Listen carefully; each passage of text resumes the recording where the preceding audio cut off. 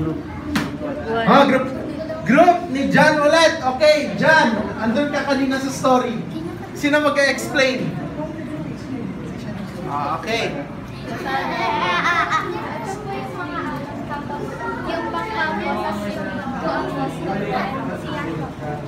Okay.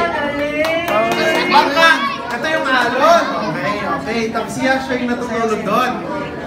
Okay. Dito. Group.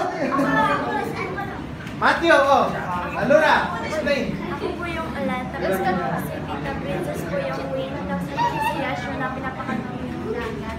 Isa na po yung bangka, ano po yung dalawang sa ulo na natatakot.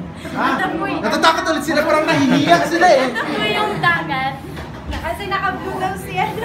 Okay. So sila yung dagat. Okay, so may hangin, okay. Sa inyo, wow, ito talaga, barko na bangka to, nagustuhan ako. Sige, explain!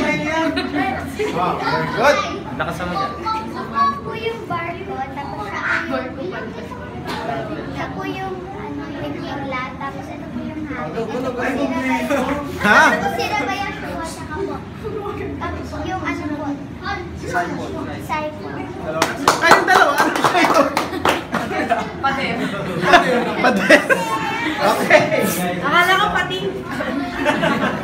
Okay. Hangin, oh. My